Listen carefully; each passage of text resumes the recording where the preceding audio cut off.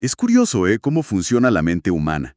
O sea, piénsalo un segundo. Si un buen amigo comete un error grave en el trabajo o, no sé, fracasa en una relación, lo más normal es invitarlo a tomar un café, escucharlo y decirle que todo va a estar bien. Claro, lo apoyas incondicionalmente. Exacto. Tienes toda esa empatía lista para él.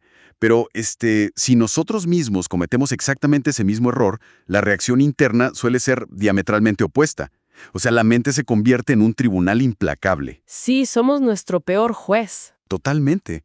Nos castigamos mentalmente durante días, semanas, a veces años. Y yo me pregunto, ¿por qué la psicología humana parece estar diseñada para convertirnos en nuestros peores enemigos? Pues fíjate que es una de las grandes paradojas de nuestra especie. Digamos que tenemos una capacidad inmensa para la empatía externa, pero cuando se trata del mundo interior operamos bajo un sistema de amenaza constante. Ajá. Porque, evolutivamente hablando, el cerebro está programado para la supervivencia, no para la felicidad, y a menudo confunde esta autocrítica severa con un mecanismo de protección para no ser expulsados de la tribu. Wow. O sea, nos atacamos para sobrevivir socialmente. ¡Qué locura! Exactamente. Y bueno, es precisamente esta paradoja la que nos trae al análisis de hoy. Porque la misión en esta inmersión profunda es desmenuzar un concepto que, a ver, seamos muy honestos, las redes sociales han convertido en un cliché insoportable. Uy, sí, totalmente. Hablamos del famoso amor propio, que hoy en día parece que se reduce a comprar, no sé, bombas de baño, ponerse mascarillas faciales carísimas o leer tazas con frases motivacionales. Que no tienen nada de malo, pero se quedan en la superficie. Exacto, se quedan muy por encimita. Así que vamos a alejar todo ese ruido y abordar este tema desde una estructura psicológica, clínica, profunda y sobre todo empática. Me parece perfecto. Para ello, nuestro material de origen hoy es un texto fascinante llamado Tu Manual de Amor Propio en 16 días. Fue escrito por la psicóloga clínica Lucía Aldana. Y para quienes nos escuchan, el ancla de todo este texto, o sea, la idea que te desarma por completo desde la página 1, es esta premisa. No estás rota, estás regresando a ti. Es que esa frase cambia por completo el paradigma. O sea, es un enfoque brillantemente estructurado porque la doctora Aldana logra crear un puente muy sólido entre el rigor clínico y la sanación emocional pura. Sí. Históricamente, la industria del desarrollo personal nos ha tratado como si fuéramos proyectos de remodelación. Como casas a medio construir, ¿no? Exacto, como si fuéramos un edificio con fallas estructurales que necesita ser demolido y reconstruido constantemente porque algo está mal con nosotros. Claro. Y la premisa de Aldana destruye esa idea.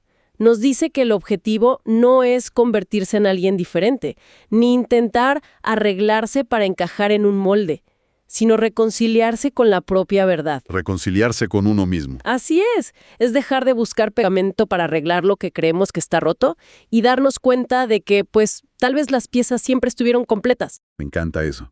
Y para aterrizar esto en la realidad, me gusta mucho que el texto no asume mágicamente que uno ya sabe cómo quererse. O sea, arranca con los pies en la tierra. Sí, no dan nada por sentado. De hecho, propone comenzar con un test de amor propio, que funciona como una radiografía brutalmente honesta de nuestro ecosistema mental.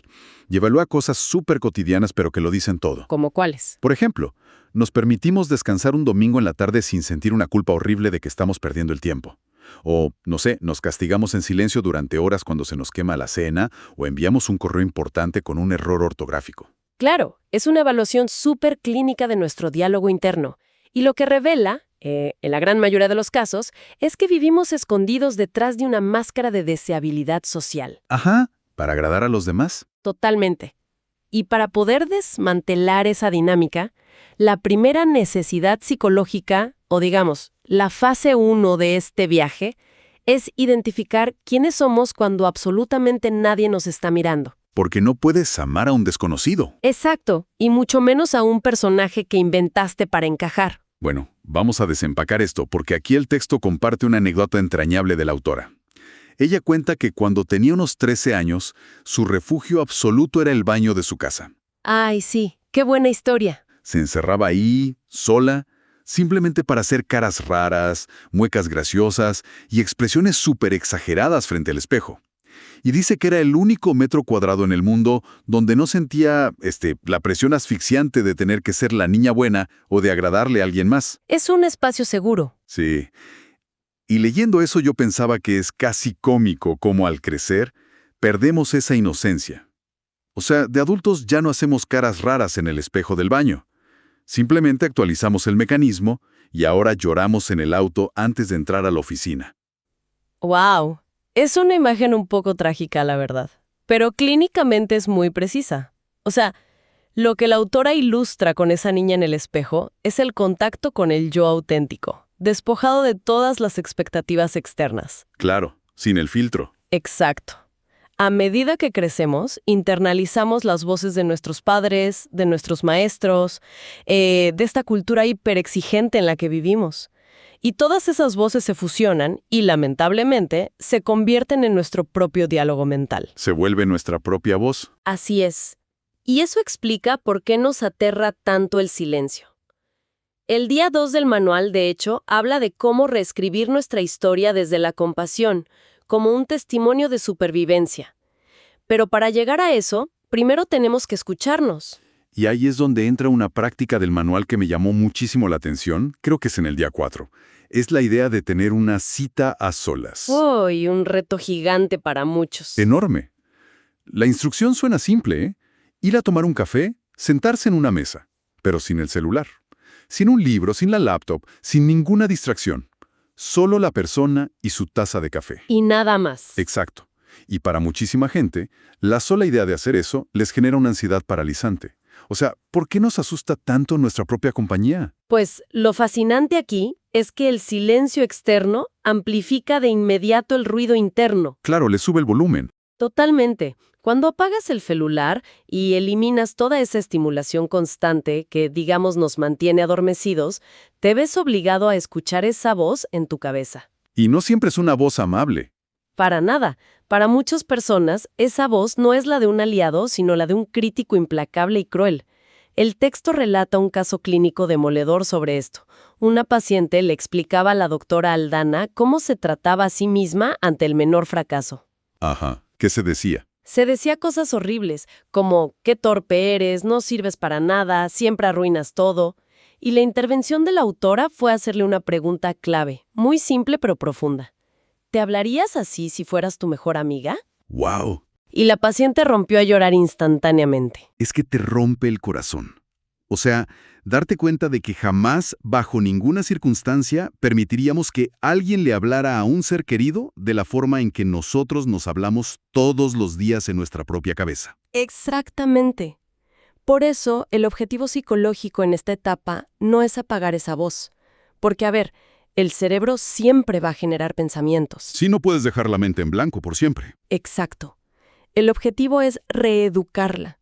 Transformar a ese juez interno en un aliado protector.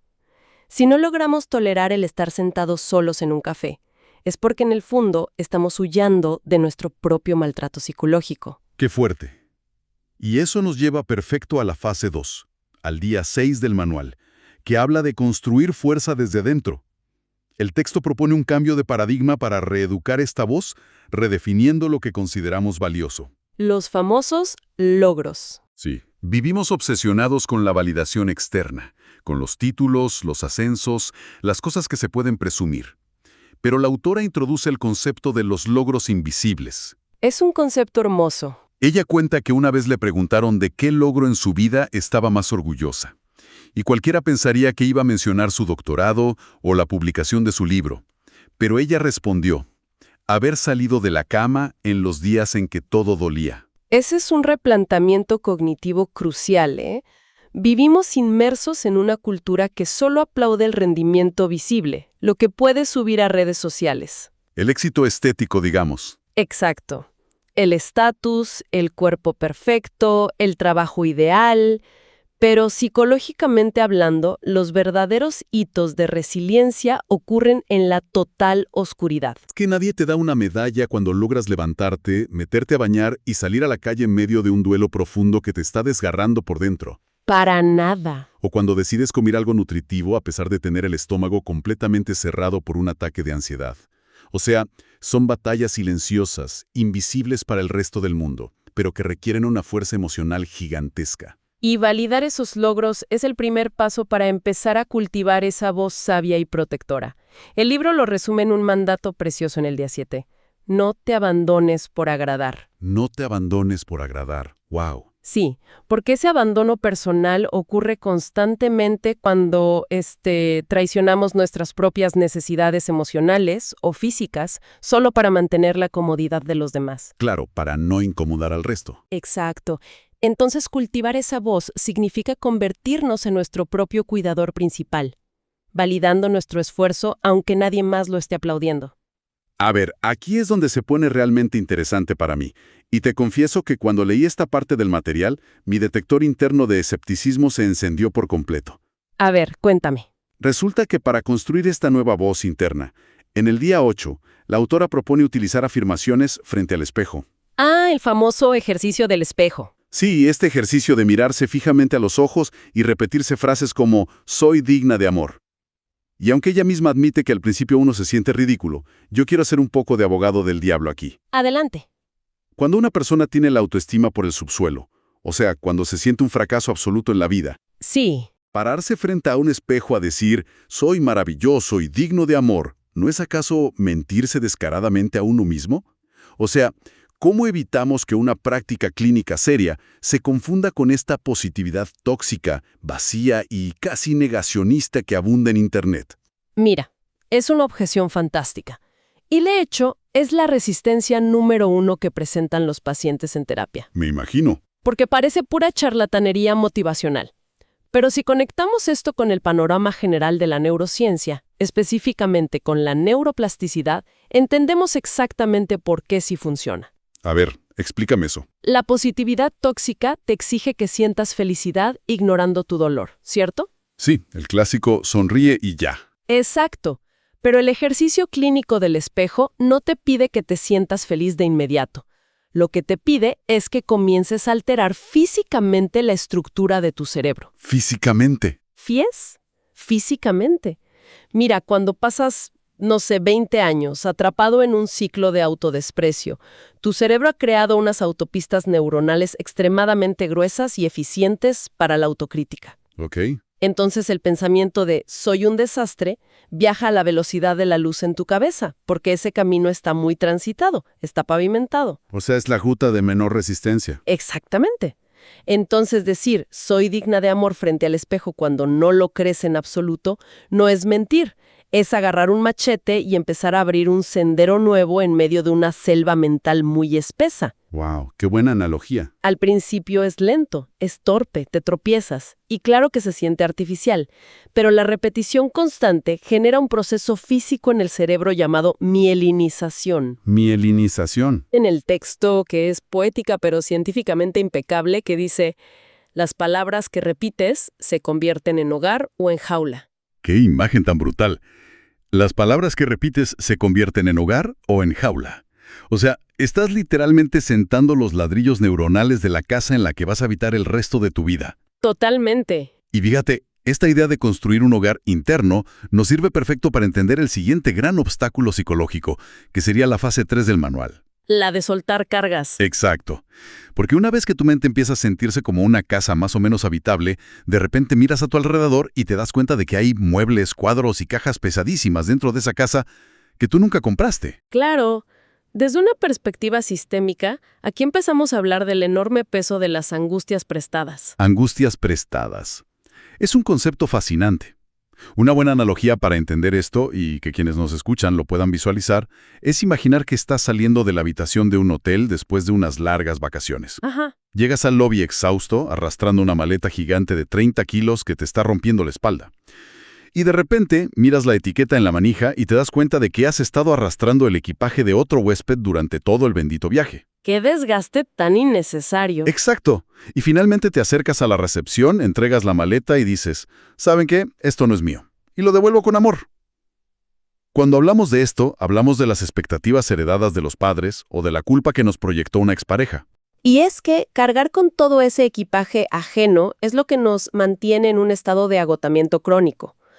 La psicología sistémica nos enseña que, a menudo, actuamos como esponjas emocionales de nuestro entorno familiar o cultural, simplemente para asegurar nuestra pertenencia a ese grupo. Queremos encajar, cueste lo que cueste. Exacto. Y soltar esas lealtades invisibles requiere un acto consciente y a menudo físico. Y ahí es donde entra el famoso ritual de liberación del día 11 que sugiere la doctora Aldana. Cuéntanos de ese. Bueno, ella relata cómo en su propio proceso personal escribió en un pedazo de papel la creencia central que la atormentaba. La frase era, nunca soy suficiente. Muy común, tristemente. Sí. Y luego leyó la frase en voz alta, respiró profundo, encendió una vela y quemó el papel hasta que se hizo cenizas. Un acto muy simbólico. Sí, pero aquí vuelvo a ponerme mi sombrero de escéptico. Desde un punto de vista puramente clínico, quemar un pedazo de papel no es solo un placebo glorificado. O sea, ¿realmente hace algo en nuestra psicología o es solo un acto teatral para sentirnos bien un rato? A ver, esto plantea una pregunta importantísima sobre cómo procesa la información nuestro cuerpo. Y te digo desde ya, no es un placebo. Es un mecanismo real de procesamiento somático. ¿Procesamiento somático? Sí. Nuestro neocórtex, que es la parte lógica y racional del cerebro, puede entender en teoría que una creencia ya no nos sirve. Tú puedes pensar, ok, ya no me importa la opinión de mi padre. Claro, lo entiendes racionalmente. Exacto. Pero el sistema nervioso autónomo, que opera a un nivel mucho más primitivo y corporal, no entiende de lógica, entiende de experiencias tangibles. Ah, necesitas sentirlo. Totalmente. Los rituales simbólicos, como quemar un papel, le dan a ese sistema nervioso una señal física, visual y olfativa de que un ciclo realmente ha terminado. ¡Wow! Le permite al cuerpo registrar un punto de cierre, algo que el mero pensamiento abstracto, el solo pensarlo, a veces no logra consolidar. Tiene todo el sentido del mundo.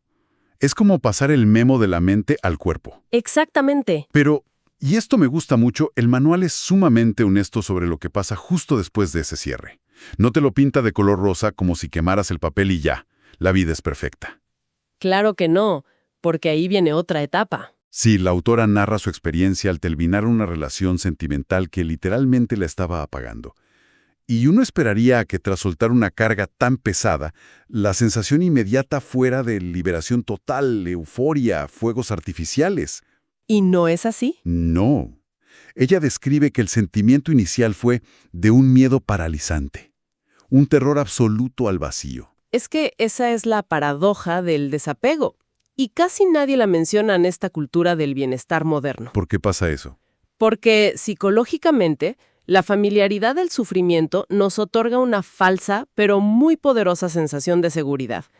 Es el famoso refrán de más vale malo conocido que bueno por conocer. Claro, el cerebro prefiere lo predecible, aunque duela. Exacto. Cuando soltamos una creencia tóxica, una relación dañina o una autoexigencia brutal, el sistema nervioso de repente registra una ausencia. Queda un vacío.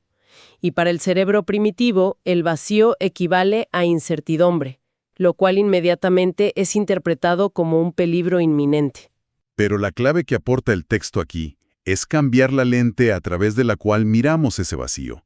Entender que no es la nada, no es un abismo oscuro en el que vas a caer. ¿Qué es entonces? Es, en palabras de la autora, un espacio fértil. O sea, el miedo es solo la resaca natural de haber soltado el control, pero es el paso absolutamente indispensable para que pueda germinar algo nuevo, algo alineado con la persona que somos hoy, y no con la que fuimos hace 10 años. Me parece una manera hermosa y muy precisa de verlo, porque hacerlo un pieza de esas expectativas ajenas es lo que realmente despeja el terreno para el trabajo final, el más profundo de todos, que es la fase 4. La reconciliación con nosotros mismos. Y ese es el último gran bloque de nuestro análisis de hoy. Porque, a ver, está muy bien devolverle a la sociedad, a los exes y a la familia sus maletas. Pero, ¿qué hacemos con los errores que sí son nuestros? Ese es el verdadero reto. Sí. Las veces que mentimos, las veces que lastimamos a alguien que queríamos mucho, las veces que nos saboteamos a nosotros mismos por miedo. El proceso de sanación no puede culminar solo bloqueando lo externo, sino que implica perdonar a la versión pasada de nosotros mismos. Completamente de acuerdo. Y mira, el autoperdón es, sin duda, el pilar más tenso y complejo de la psicología humana. No es nada fácil. Dar nuestra imperfección intrínseca sin caer en la flagelación. Una de las herramientas clínicas más potentes que recoge el manual, allá por el día 13, es el ejercicio de escribirle una carta al yo del pasado.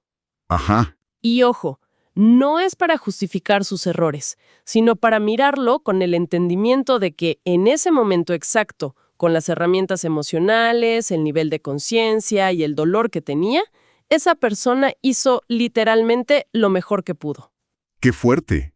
Y el texto nos regala una imagen visual para este proceso en el día 14, que es, francamente, emocionalmente arrolladora. La visualización de la niña interior. Sí. La autora comparte una visualización en la que se imagina a sí misma como una niña pequeña, con trenzas, sentada sola en las escaleras del colegio. Estaba ahí, mirando hacia la puerta, esperando que alguien, quien fuera, llegara para elegirla. ¡Qué imagen tan potente! Y en la visualización, su versión adulta actual camina hacia ella, se sienta a su lado, la abraza muy fuerte y le dice una frase que actúa como un bálsamo universal. Ya no tienes que esperar más. Aquí estoy yo. ¡Wow! Es una técnica de reparentalización maravillosa. Y lo interesante, digamos, desde el punto de vista práctico, es cómo se traduce esto al día a día. Porque la vida sigue y vamos a seguir cometiendo errores. Inevitablemente. Inevitablemente. Para esos momentos cotidianos en los que fallamos, en el día 15 el texto nos entrega un salvavidas mental, una frase cortita para reemplazar el insulto automático. Sí, la frase es, estoy aprendiendo, y eso es suficiente. Exacto. Estoy aprendiendo, y eso es suficiente. En lugar del clásico, soy un idiota por haberme equivocado de nuevo. ¿Qué es lo que solemos decirnos sin pensar? Así ves. Y volviendo a la biología de nuestro comportamiento, usar esa frase tiene un impacto medible en el cuerpo. Cuando nos equivocamos, la amígdala dispara la respuesta de amenaza. El cortisol, que es la hormona del estrés, inunda el cuerpo. Y ahí es cuando nos atacamos mentalmente. Ajá. Nos atacamos para corregirnos rápido antes de que la tribu nos castigue o nos rechace. Pero al detenernos y decir conscientemente, estoy aprendiendo y eso es suficiente, estamos desactivando esa respuesta de alarma. Es como apagar la sirena de emergencia. Literalmente. Bajamos los niveles de cortisol y pasamos el control de vuelta a la corteza prefrontal, que es la parte racional, lo que nos permite evaluar el error desde la calma y la curiosidad, en lugar de hacerlo desde el pánico y la vergüenza. Entonces, ¿qué significa todo esto cuando llegamos al final del proceso? Hay un último ritual propuesto en el manual, en el día 16, llamado Me Renazco. Y te digo, me sorprendió muchísimo por su extrema sencillez. A veces lo más simple es lo más profundo. Sí, porque después de analizar traumas, de entender la neuroplasticidad, de quemar creencias limitantes y todo esto, este paso final no requiere ceremonias complicadas, ni promesas grandilocuentes de cambiar el mundo mañana mismo. ¿Qué requiere entonces? Solo requiere pararse frente al espejo. Quizás, no sé, después de una ducha o justo antes de dormir. Tomar un poco de crema o loción corporal y masajear tu propia piel suavemente, repitiendo 3 afirmaciones en voz alta.